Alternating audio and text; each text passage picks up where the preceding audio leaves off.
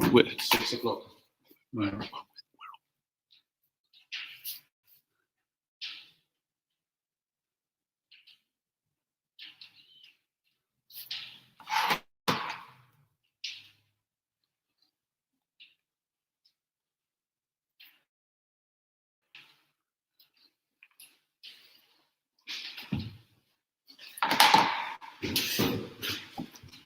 Hello again from Kilchoman's new visitor centre.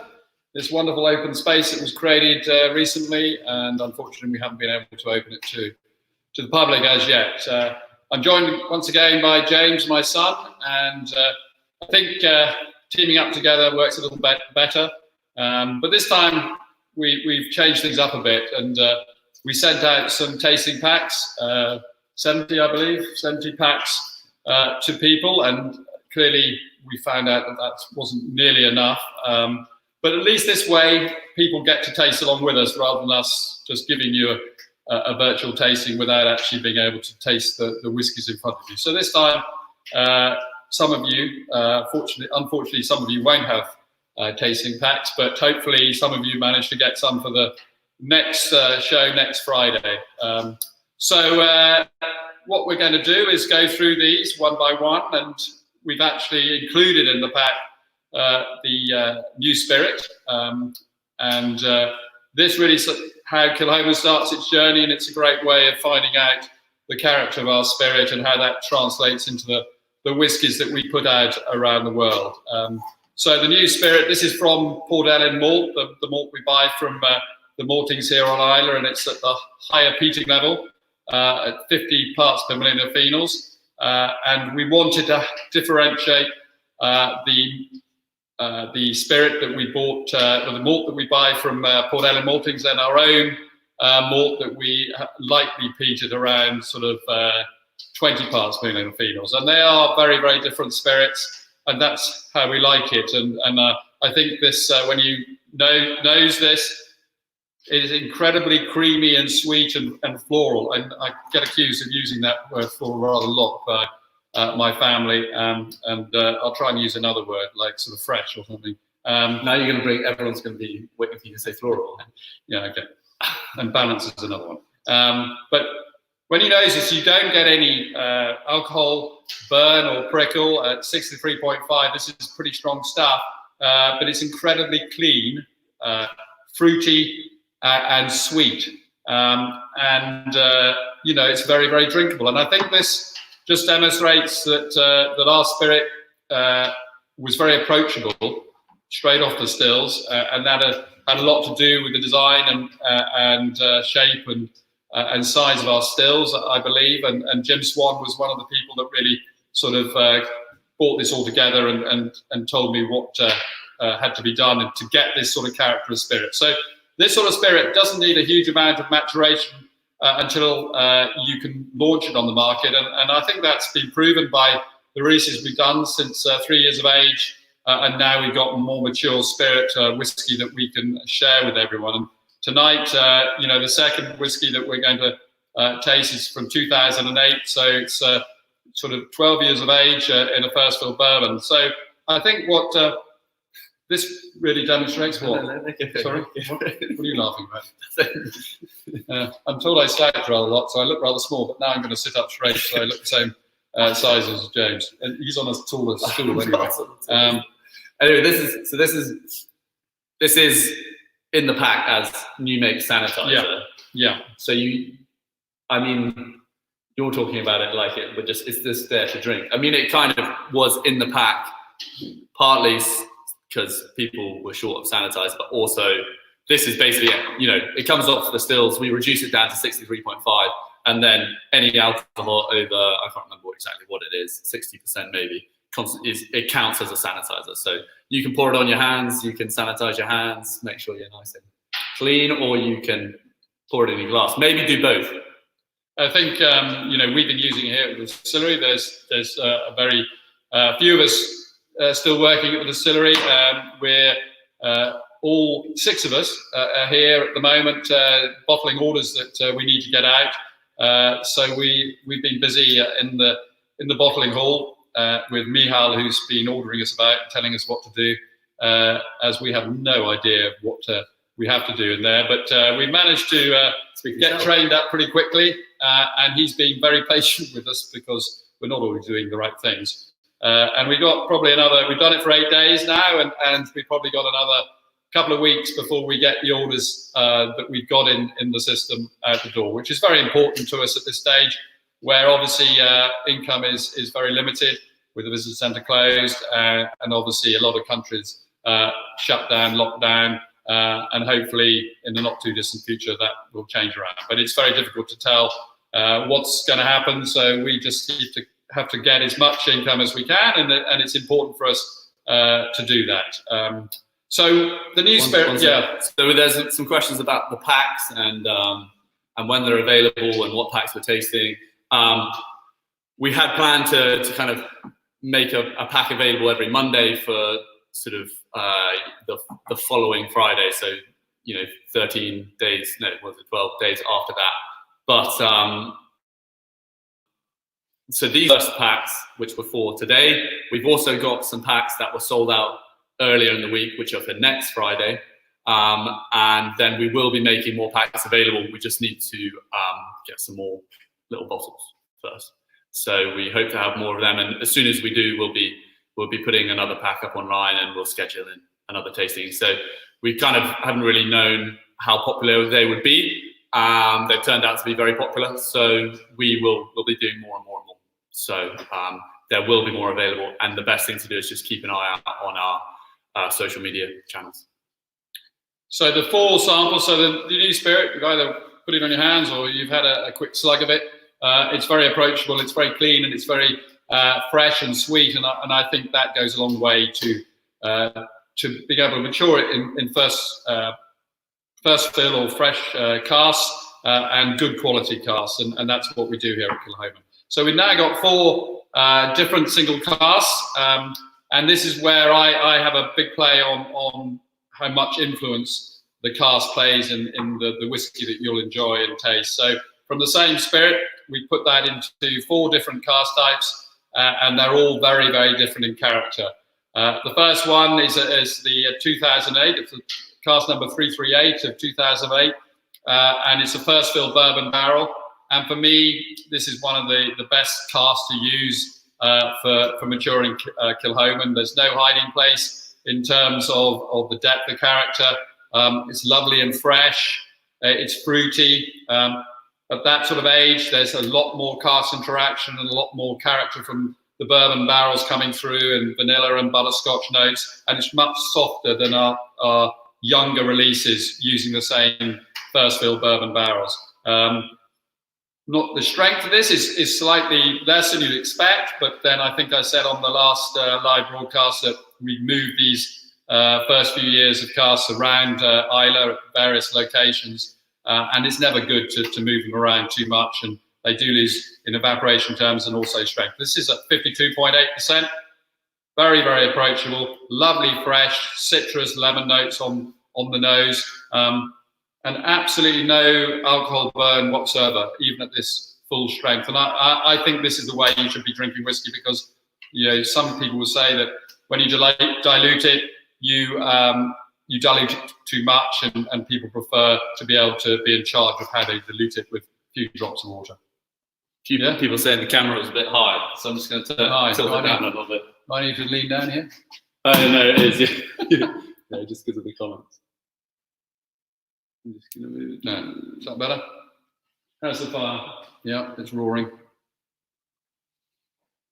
Now they can see the extension lead and things like that. Oh, that's all right. Okay. All right. Okay. So I hope you're enjoying this first fill bourbon barrel. I think it's an exceptionally good one, and it really demonstrates where we're going in terms of the evolution of Kilchoman, and it's wonderful to be able to share an aged cask with you tonight. Because this is what 338, so it's probably not 12 years old yet. Not quite, but it won't be far off it. It's probably, I don't know exact month, but it may be sort of June time maybe, because we weren't filling very many casks in those days. This is, the peat's much more subdued than you might expect from other Kilchomans that people might taste it, particularly after the new make? Oh yeah, I think it's very, very soft and at the back of the palate, but you get this lovely lingering finish and there's great mouthfeel with it. But yes, the peat tends to be quite sort of soft. It's not aggressive peat on any of the Kilchomans, even at a young age, and it's very integrated with all the fruit as well. So I think it's worked incredibly well. You do when you nose it, but when you taste it, you certainly get more peat on the back of the palate. And a few people are asking about your favourite cask type. It's a question that comes up quite a lot, isn't it? Yeah, I mean, I think I'd always plump for bourbon, but I love the fact that we experiment with all different cask types. We know that it works incredibly well in bourbon. Sherry's obviously something that we fill a lot of, and then we're playing around with all sorts of other experimental casks, which is great fun because it showcases Kilchoman in a different light. This to me is very creamy. Yeah, creamy. But so the creaminess comes through from maybe the spirit in the first instance, but then the sort of creamy butterscotch notes from the cask, the bourbon cask. And do you think this is, how do you think this rates amongst the 2008 bourbon barrels? I think in general this is a very good one and demonstrates exactly what's happening with the casks at this age. They will differ, and we've got refill casks from 2007 and 8 and 9, and I think it's always about having a balance of first fill and refill casks, so you can take some further out in terms of maturation, and the first fill were obviously important to us in the initial years to get all that fruit forward. Fruit forward, you like that? Yeah, fruit forward. Yeah. And then there are a few questions about the moving around the casks and how that influences the whiskey, perhaps. Obviously, you've mentioned the strength and the effect on the whiskey. How do you? I mean, it's actually quite light, considering the influence. Yeah. It is a relatively light bourbon barrel. Yeah, but in terms of maybe, obviously mentioned the colour, but do you think the moving of the cask affects the character of the whiskey? I think you shake it up a bit, you get more interaction, and you can argue that helps. But I think everyone would tell you that it's best to leave the cask where it's been stowed and not to touch it again. But we did move these around a fair few times just because we had to. But then it loses alcohol and it loses more in evaporation. Yeah. And water? I mean, I personally, you can add a few drops, and I think some people, I never tell people how to drink their whiskey. I think it's up to the individual. Some might need a few drops. I think it's always worth experimenting with a few drops just to open it up a bit. At 52%, that's quite strong, but it doesn't need a lot of water at this 52.8%. I really don't think it needs an awful lot. And maybe taste through more and then go back. And then go back and try them with water. Yeah. So the bourbon, we fill maybe 70% into bourbon, first fill and refill. And as everyone probably knows, we buy all our bourbon barrels from Buffalo Trace in Kentucky. And I think we get some fantastic consistency in those casks. And we will continue to use those select casks that we've always been able to get our hands on. And that's important to us. Do you think that might, in the US, I travel to the US quite a bit, you obviously do as well. Do you think the huge wave of sort of popularity for bourbon will affect the supply or the quality of the cask that we're getting? I think a few years ago there was an issue.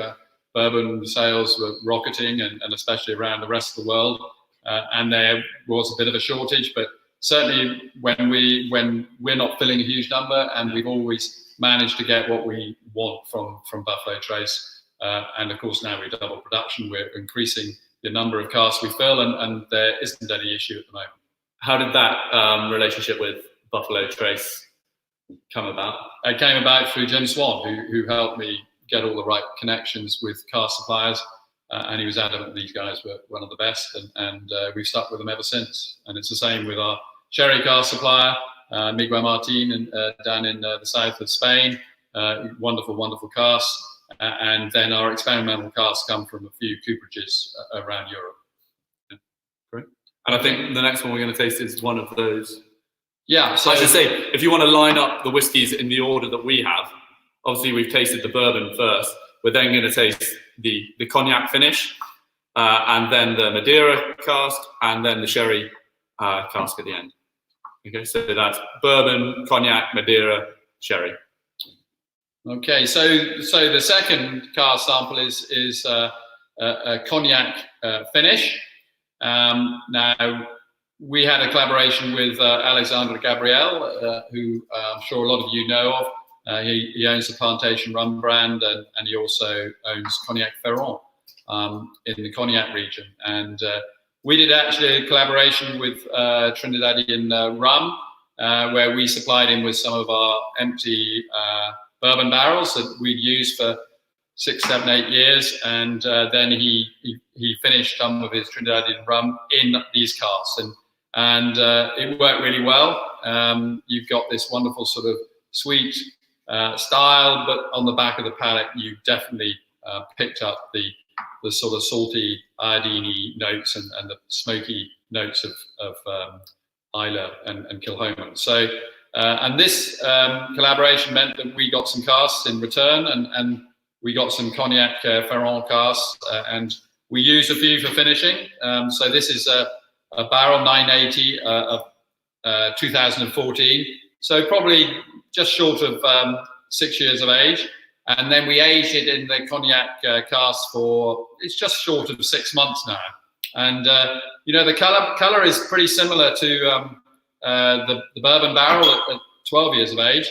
But I think on the nose, this is a different animal altogether. So it's been in a first fill bourbon barrel for 5 years maybe, and then switched to the cognac cask for further maturation. And I immediately get the sort of marzipan sort of character, sort of citrus notes still there, but this sort of underlying sort of marzipan creaminess come through, which is completely different from bourbon barrel maturation. It just gives it a different note. And it's something that we've done a lot of. We filled sort of rum casks, Madeira casks, Sauterne casks, port casks. We're looking at different wine casks, and we're looking at all sorts of different things. We filled some Calvados casks as well. And it's all a bit experimental, but it seems to work incredibly well with our spirit character. And I'm not sure why, it just does seem to work. The only ones we've had maybe an issue with is the Sauterne casks, where you don't get that structure and acidity. But, you know, everything in the whiskey world is about patience and leaving it for a bit longer, and eventually it comes round. But this is actually incredibly good. I think the marzipan's starting to really sort of kick in. I think I added a bit of water. Yeah, to this one. Yeah. It's a bit higher strength. This is 58.5. Yeah, so this is strong. And I found it a little bit closed off in comparison to the bourbon. So I think a bit of water just helps bring out the. And what sort of notes are you getting? Well, the peat came through a bit more. Okay. When I added some water, oh, yeah. I find that. Yeah, you do. Yeah, the peat and the sort of saltiness is coming through a bit more. It sort of has a creaminess, and I think that's coming through from the Calvados, not the Calvados, cognac cask, the Ferrand cask. It's good. I mean, behind that, you initially it's all that peat smoke, and maybe you know you can tell people about well, I always think that Islay peat. It's important that we use Islay peat, and you know, there's a lot of talk about sort of terroir and whiskey. I would say, you know, the source of your peat, if you're an Islay whiskey, it doesn't get much more, you know, true in terms of terroir and whiskey as when I think you look at the influence from Islay peat compared to peat from the mainland, perhaps. Yeah, I mean, I think that if the provenance of Islay whiskies is definitely in the peat that we use, because being here on an island stuck out in the Atlantic, you know, the weather can be pretty horrific, and a lot of wind and rain, and a lot of salt in the air, because we're just by the sea. You know, due west of us here, half a mile is the Atlantic, and so the peat gets soaked in this sort of salty, and so that soaks down into the ground, and definitely the peat here has a sort of iodine-y, salty, strong flavour, whereas maybe on the mainland, and certainly up further north and on the east coast, it's more rounded, it's more wood chip, wood smoke style. And so I think all the way up the west coast, you know, our peat is pretty similar, because our weather conditions are pretty similar. but Isla's sort of grabbed hold of that, and because there's so many distilleries here on such a small island, and I believe, when we talk about provenance and the different styles of single malt, the peat we use is hugely important in that process. And so even though we obviously grow our own barley here, and the peat for peating that barley comes from, it comes from the hill, just over the hill, yeah. And then, but obviously then we have these whiskies, which are all made from the heavily peated barley that we buy from the mainland, and that's also peated here. Yeah, and so all the malt we buy from the maltings, they use peat that's cut here on the island, and I think that's pretty crucial and pretty important to us that is still the case. The barley does come from the mainland, but using the local peat gives us the character and style we're looking for. And this has been in Cognac now for 6 months. How much longer do you think this? I think if you're gonna put a label on this whiskey with Cognac finish on it, I think it probably needs a little bit more. Yeah, no, I think it does. I think a few more months, and I think that'll be enough. I think it's worth leaving it for a bit longer. I think it's coming on beautifully. Just a few more months, we'll round it off a bit more and give it more character from the Cognac cask that we've used. And how many casks do we have with this? I thought you had that information. I don't have that information. I know what the cask is. There we go. I think we have finished probably around, I'm guessing slightly, but I think about 15 casks that we finished. And we also have filled some with new spirit as well. And we'll continue that program, I think. And now that we've got this relationship going with Cognac Ferrand, we'll continue that because they're great casks. And Alexandra and I have I think along the same lines in terms of what we're doing. And I think it's nice to have collaborations with people who have similar views. Yeah. And so in terms of, I know that your favourite in terms of your preference perhaps, what you reach for more often than not is bourbon cask maturation. Out of all of the finishes and the maturation, sort of the experimental cask types, if you like, that we've done, the Port Madeira Sauterne, do you have a favourite and maybe a bottom favourite? Yeah. Least favourite. At least favourite. Yeah. You're putting me on the spot a bit. Too many questions? I think actually what did work when we did the Sauterne cask matured, fully matured, I thought that was a little bit over the top, and I'd say it lost a bit of structure. But when we did a Sauterne finish, I thought that worked really well because it just gave enough influence from the Sauterne cask, but didn't overpower it. So I liked that a lot. But I've liked a lot of the ones we put out there. And I think the great thing about putting out these experimental cask releases is the comments we get back. And a lot of people have said they really like the port. I think the STR, the Shave Toast and Recharge cask, is probably the one I would go to and say I think that worked really well. And that was the limited edition we did late last year, wasn't it? No, we did it in April. You on the sales and marketing team? I mean, you should know. Sorry, my mistake. Okay. Anyway, so we filled those casks. Did you? I can't remember when we filled that batch, but have you filled batches since then? Yeah, we filled those in 2012. And making that up. No, we filled them in 2012. And I have to say that was again one of Jim Son's creations, the Shave Toast and Recharge cask, and he persuaded me to take them back then. And then we forgot about them in the warehouse. And then Robin, the distillery manager, said, we know we got these casks, and I did taste them the other month, and I think you should have a look at them. And certainly it worked incredibly well. I really think, and a lot of the new distilleries are using these SDR casks for maturing a lot of their spirit, and they've done releases, and they're wonderfully floral and summer fruit style. And I think that came through with the release we did. And we filled more of these casks because I think that's important. When it works really well, you fill more. And there is a thought in my mind that the SDR cask mature might one day become a sort of core expression when we fill more of them, because I think it has worked well. And we work very closely with the cooperage in Portugal, who supply these casks, which Jim Swan worked with to create these, and they've worked incredibly well. And there's a question on Instagram about, full maturation rather than finishing. And you know, the question was whether we're going to do more longer maturation rather than finishes, or do you think? Well, I think we did set out to do full maturation because it was something that most people hadn't done, and finishing had been done for a while, and I just wanted to see if we could do full maturation. And fortunately, it's worked pretty well with our spirit character, and we'll continue that. Though we have done a few finishes, I prefer to do full maturation.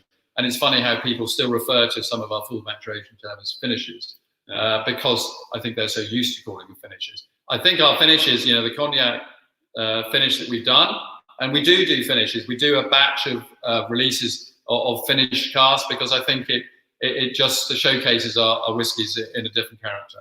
And there's a question on Instagram about mixing single malts in drinks have become more popular. Is there a drink you've tried with your whiskey in it that, you know, you prefer? Well, you're going to tell me because I'm not a great fan. I think mixing peated whiskies, you know, Kilchoman or Islay whiskies, is a completely different animal to, you know, mixing a Speyside or a lowland whiskey, you know, because the peat, the character of Kilchoman, even if you pour Coca-Cola in here, I'm telling you, maybe not Coca-Cola, but you know, well, you know, yeah. I would never do that. Coca-Cola. No, I mean, I'm just using an example. Again, even if you put whatever in there, you know, you get the character coming through. And yeah. I think on a more sort of not a bland, but a more one-dimensional whiskey, or without the peat and smoke and the saltiness from the West Coast, doesn't come through in a cocktail, for instance, whereas it does with whiskies from the West Coast. And when we've done cocktails, it's worked incredibly well. Not that I was going to say, not that I've ever done any cocktails, but it works well with the characters you find in the whiskey. So, you know, the bourbon barrel, you know, Macape pairs very well with you know, citrus, and the sherry cask maturation maybe with something sort of a richer kind of liqueur or something like that. You know, I think the places where it works well, you know, the bartenders that can make it work really well are bringing out or identifying character in the whiskey and then emphasizing it in the cocktail, I think. No, and I think there's the cocktail culture is booming, or has been booming, and I think that single malt mixed with cocktails works, and it's an area that the single malt industry didn't really catch on to until later on, but it's now beginning to be quite fashionable to mix single malt with cocktails, and it works. It does work very well. Not that I taste. I was going to say cocktails, but I'm told it works very well. But how do you? I mean, at home, you know, I obviously know how you drink. Yeah, I mean, it's straight and with a few drops of water, and I still think that's the best way of getting all those characters to come through. I mean, I often drink it with not around you because I know you'll take the mick, but with like just sparkling water, or, you know, soda. And a load of ice. A long drink. And even in the summer, I will sometimes put ice just in straight whiskey. I mean, there was a question much earlier about the ideal temperature for tasting whiskey and room. Well, a bit colder than room temperature. I mean, if you want to cool it down, put the water in the fridge and add that. But I think ice, you know, if you like ice with your whiskey, drink it with ice. But it's changing in character as you drink it, unless you neck it in water. You're not really going to benefit because it's just diluting all the time. Yeah. But look, everybody drinks whiskey differently, and I'm not going to encourage them to drink a particular way. I'm just an old-fashioned old fart and who drinks it in a certain way, and I'll continue to do that. Good. Well, should we move? Yeah. So third one. Yeah. So the third one is completely different from the Cognac. It is another finish. We did a number of these, and this was a bourbon barrel from 2011, and we've actually finished this for a long time. I think maybe 18 months we've actually finished this for. So it's a cask number 765 of 2011, 55%, and 18 months. So first fill bourbon, and then 18 months in Madeira. And you only have to look at the colour to see how completely different it is from the first two. Which are much lighter and sort of this has a much richer colour and We've done a Madeira fully cask matured release not that long ago, but this has real sort of bold, sort of strong characteristics, slightly sort of burnt character on the nose. It's quite fruity. I mean, when I went fruity, I mean, it's completely different because of these casks we've used. Now, a lot of people ask me where in Madeira do you get them? Well, I can't answer that because I'm not sure. But these come from DS. Yeah, in Portugal, and they source these for me, and then they recouper them and send them over. But look, you know, this is a different animal. It's bold, it's strong, it has a sort of stewed fruits character to it. Again, 55. Sorry. Yeah, carry on. Yeah, I was in full flow. Carry on. I think again it benefits from a little bit. Yeah, man, I think that's true. I think you encourage everybody to add a few drops of water because it just opens up the bouquet a little bit. Look, these are strong whiskies, and I think these are the best way to drink whiskey because you're in charge of how you drink it, and add the water that you enjoy. I think on the palate, I've had a long day and bottling. I need a drink. Bottling is quite an interesting pastime. You can talk about bottling. I know, bottling. Well, if we don't bottle, we don't get orders out the door. So, I mean, that is incredible. You know, that's so approachable at 55%. Yeah. It has a lovely sort of, I think the stewed fruits come through a lot more on the back of palate, but then you get there's a slight dryness. But the peat and the smoke comes in at the back of the palate. So again, you know, I am a great believer that cask is king. And Jim Swan always said that, you know, the cask you use will have, you know, 60 to 70% of the influence from the whiskey you drink will come from the cask that's controlled it. I've been very lucky and fortunate that I got to know Jim, and he pointed me in the right direction as far as my cask selection was concerned. And we've never really looked back since then. So right from the spirit character and right the way through, his mark is all over these whiskies. And you know, as I always say, you know, I have a huge amount of respect for the guy who helped me get to where we are now. I get a few more questions. Any unpeated casks in the warehouse from Instagram? Well, we did attempt to do some unpeated. Attempt because we do mix the. There's always a remnant left in the warehouse receiver when we were originally distilling, and it was always difficult to get completely unpeated. So that's, you know, so the distillation run is like the average of the previous 8 or 10 runs, isn't it? Because there's always a bit that's being redistilled. Yeah. So now we're able to actually separate them completely, and actually in the last 2 months we've been doing an unpeated production run from our own barley that we grow here. So this will be completely unpeated, and it's something we're looking forward to being able to share with everyone down the road. It's a few years away. Have you tasted the new mint? Yeah, it's incredibly fresh, and all Kilchoman new mate from our own barley. Floral is a word, yeah. Floral. Floral. But I mean, and fresh and light and delicate. Is there, you know, take the peat out of our new mate, and you know, is that what you're tasting? No, because it doesn't have the full creaminess that the Port Ellen malt has. It has a much more sort of creamy texture to it than our own, which is much more delicate. Okay. Oh. Okay. And then another question from Facebook: any plans to add age statements to the core range?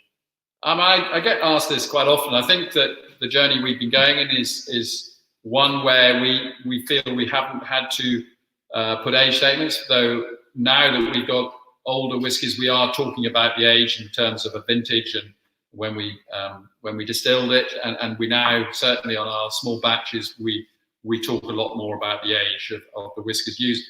I think age statements is something that puts you in a price bracket, and I would rather continue this journey where we're selling Kilchoman on the reputation of and quality of our whiskies, rather than being driven down this age statement route. But I get how important it is for people new to whiskey to have that benchmark when they go into a store and they can see a 10-year-old or 12-year-old. It gives them clarity. It gives them more clarity. And it's difficult when you go in and see a non-aged whiskey and the price is similar to a 10-year-old and it is not 10 years of age. So we get all that, and we do have this technology where you can tap on the back label and pick up all the information about the casks we've used in that batting. So you can get the information, but obviously the regulations don't allow you to talk about any of the whiskies that you've used other than the youngest. So it's trying to get information over, but at the moment, we don't have any plans to do age statements, but it's something we'll continue to look at. Okay. So the final cask is special because we always release a distillery shop exclusive here at Kilchoman to share with everyone who actually visits us and makes the effort to get to Islay in the first place and then come up to the distillery. And you know, it does prove incredibly popular because no one can buy this anywhere else. And we always make sure that we put something out that is special, which has a bit more age attached to it. So we've done some of our older single cask releases in the distillery shop, and this is a fully matured Oloroso sherry butt for over 11 years. It was 633 bottles. Yeah, there's a typo. Oh, right. Yeah, well, no, there was a typo. It says Oloroso hogshead, or sherry hogshead, but it's not. It's actually a sherry butt. Yeah, that was his mistake. Clearly, so you've got that one in front of you, but it's actually an Oloroso sherry butt. And to me, you know, butts give the balance, because that's another word I use a lot in terms of the influence from the cask and the Kilchoman character. And this has the sherry notes coming through, but not overpowering the Kilchoman character. You know, that saltiness and the peat, smoke peat, and just something that tells you that you're on Islay, and it's not all a big sherry bomb. Which, you know, don't get me wrong, that's not a bad thing, but I prefer to get the balance between the distillery character and the influence from the cask. And this, to me, has worked incredibly well. And again, you know, this is testament to the cask that we buy from Miguel Martin, which is just a classic character that you're looking for in these Oloroso sherry casks. And we are buying different casks from Miguel. We buy hogsheads for a lot of the maturation for our Saneg release, which is a core expression. We buy Fino casks. We bought some Manzanilla casks. And we'll continue that experimentation. And PX casks is another thing that we buy. And you get all sorts of different characters coming from these casks. And I think next week, one of the cask samples we're trying is a Fino sherry, which we're releasing in September. And it has a sort of nuttiness to it that is very different from the Oloroso sherry, which has much more spice and cinnamon notes in it. But I think, you know, it's richer than the Madeira. Yeah, it has more depth. It's a bit older, obviously. You know, this is now 11, nearly 12 years of age. I think it has a softness. It has a depth of character. But what's important to me is on the back of the nose, you get all that sort of characteristics from Islay and Kilchoman. You know, the sort of smoke and the peats there and the saltiness. Yeah. When I first went to it was very big. You know, big, rich, and then behind it, you know, maybe I haven't actually added any water, but you know, once I went back to it, it opened up a bit more. Yeah. And there's real light floral. I think sort of floral, herbaceous, herbally herbaceous note. But you know, it depends how you like your sherries, and I mean, there are all sorts of different sherried whiskies around the market, and here on Islay, you know, the different styles of sherry matured whiskies. Bunnahabhain do a completely different style, which is a lovely rounded textured whiskey, and this has just a different style. And I think that the combination of bourbon and sherry, and we've done that. Mackay Bay has 10% Oloroso sherry in it, and the Saneg obviously has a lot more, but that's mainly sherry hogsheads, which give it a big hit of sherry, which is what we're looking for in Saneg at a relatively young age. And then these butts, you know, for longer maturation, just come into their own at sort of 10, 12, 15 years of age. And there's a question about Kilchard. Kilhard. Kilhard. It's actually not Kilhard though, is it? Because there's a C in there. Kill hard. Maybe. I And bet the this- question was whether it was a one-off, and there was another question as well about whether, separate from different people. So one question was whether it was a one-off, and the other question was whether you might do something like that with Buffalo Trace.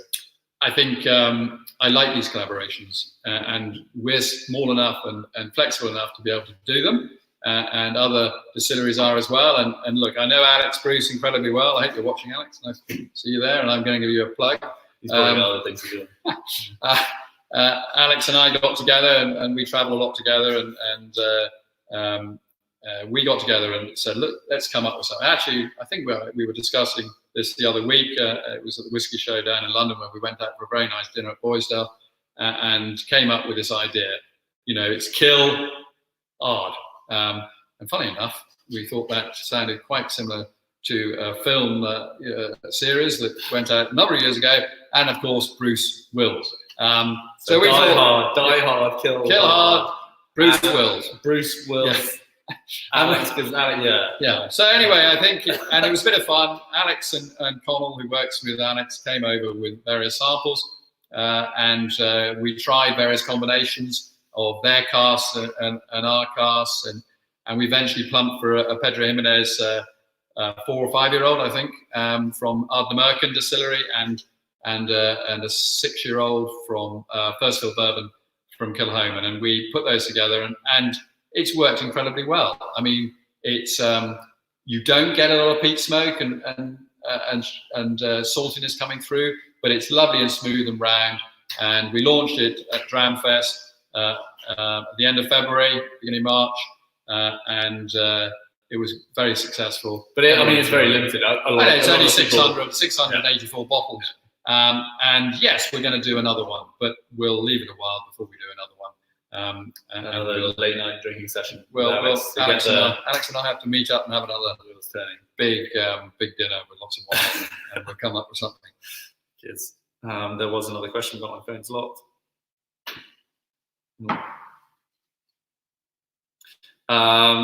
Many distillers talk about their cold, damp warehouses. Yeah. Will climate affect whiskey? I think don't think it's so much the dark, dank warehousing that's the problem. I think that the problem. No, it's not that you need a dark, dank warehouse. I think you do for maturing wine more so. But I think what's important is a temperature that doesn't vary too much, so it's cool, and that doesn't fluctuate throughout the seasons.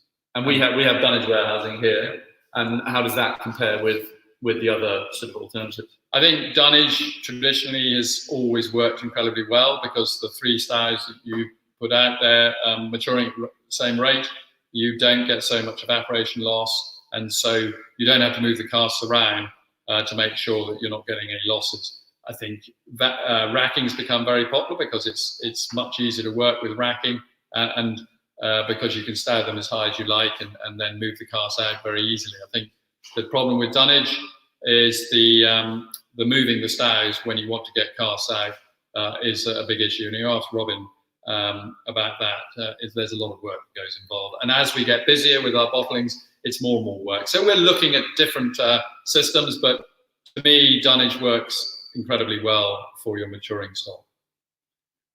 And I mean, so I assume that most distillers are using, a lot of them I think are using palletized warehousing these days. I think a few are. I think the palletized is fine for short that's term. where they put the stand the cast on their end, on a pallet.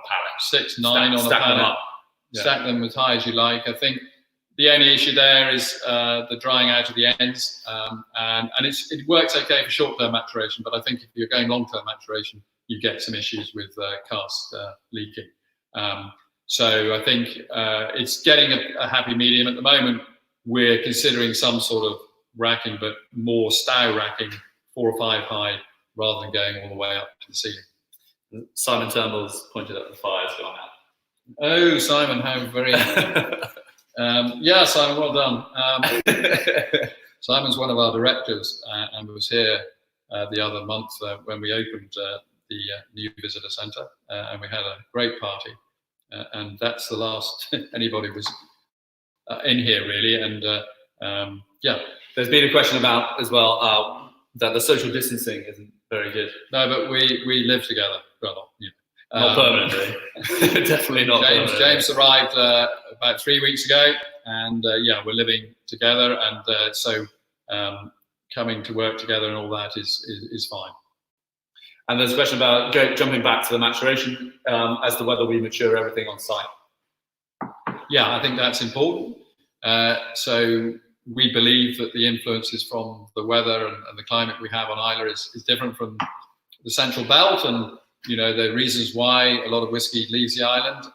But we're able to mature it all here, and we'll continue to do that. And we'll have a program of putting more and more warehouses up over the next few years.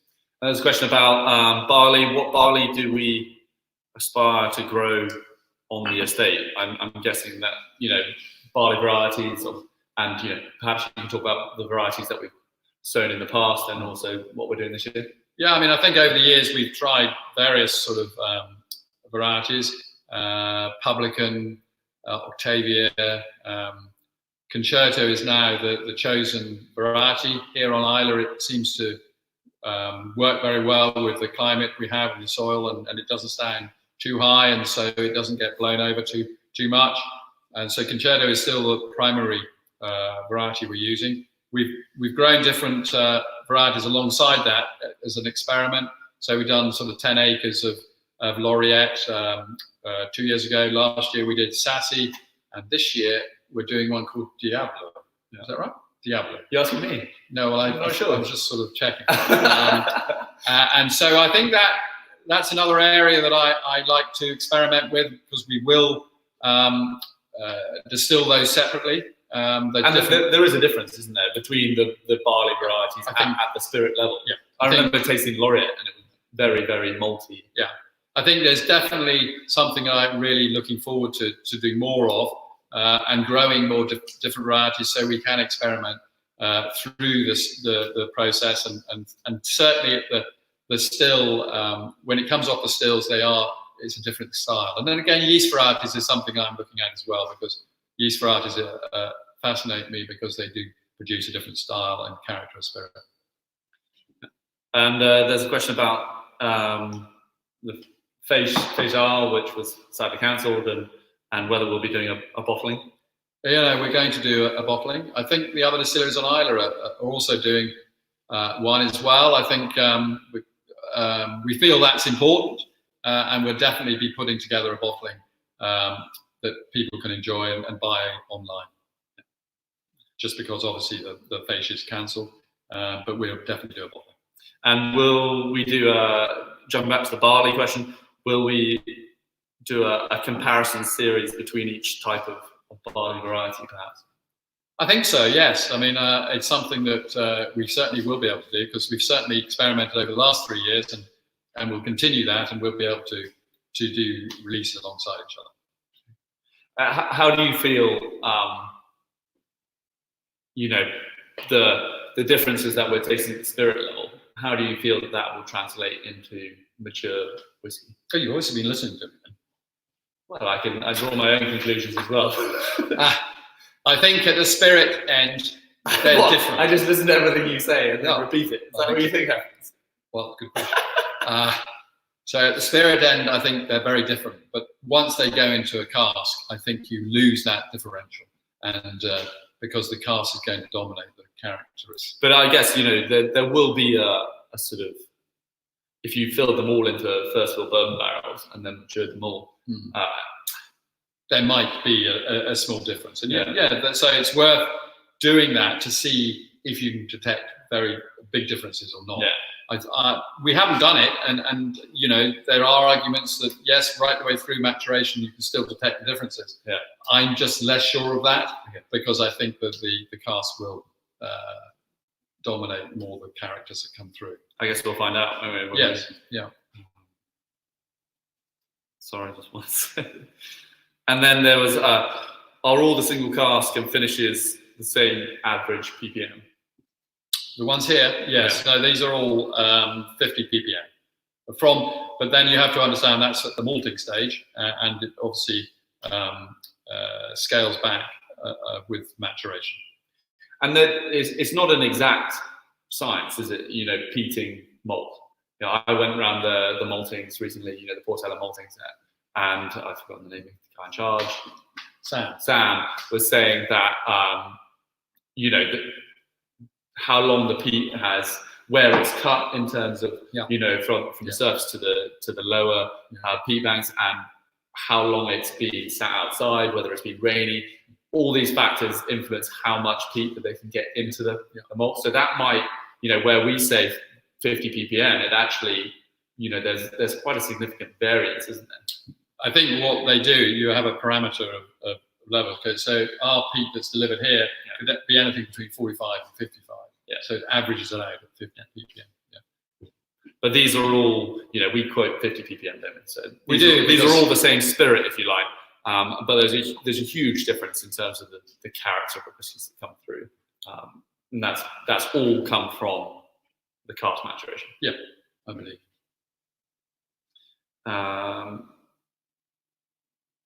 And then, should I open the Kilchoman or last year's Deja bottling tonight?